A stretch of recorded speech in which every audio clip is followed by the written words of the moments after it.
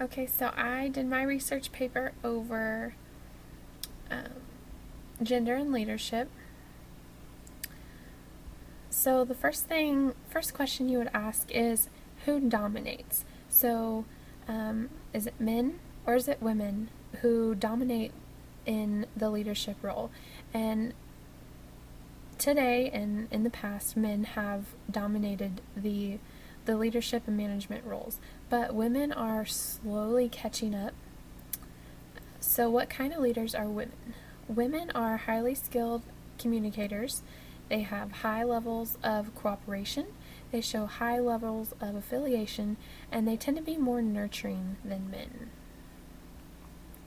What kind of leaders are men? They're more task oriented. They focus more on completing goals and the task ahead of them compared to women.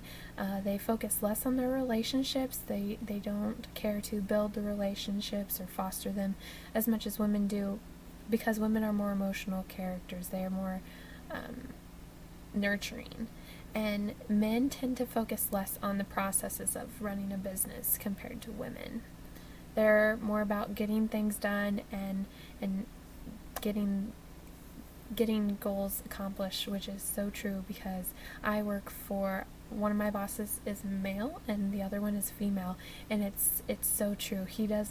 The male boss, he doesn't care how it gets done. He just wants it done. He wants it done by this certain time. My other boss, who is a female, she wants you to take all the proper steps and do all the proper paperwork. That way, everything comes out right, and it doesn't matter what the process is. But that is so true. And men are just focused on the end product as compared to women. They kind of want the project to go smoothly and follow each step along the way. So, which is better? And I found a quote off of one of my references. The feminine leadership styles are not better or worse than the traditional male-oriented ones. They're just different. So, there's no rhyme or reason as to who's better, who's worse, but they are extremely different for the reasons I mentioned a minute ago, and it just depends on what your employees like. Some of the employees at my office, they do not like how our male boss, how he is task oriented and how he focuses on only getting the project done. He doesn't care how it gets there.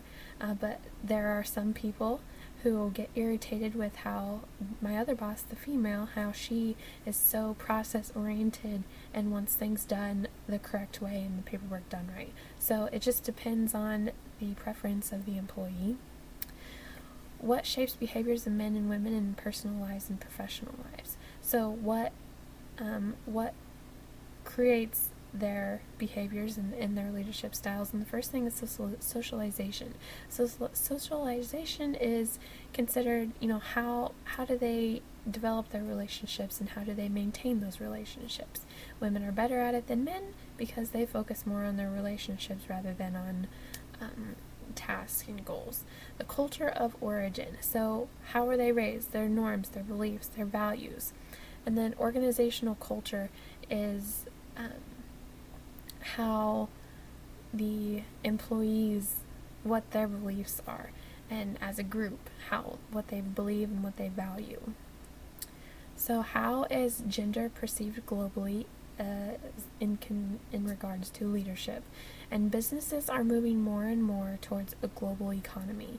And recent studies have shown that women are perceived positively even when competing against an equally qualified male candidate for a leadership position.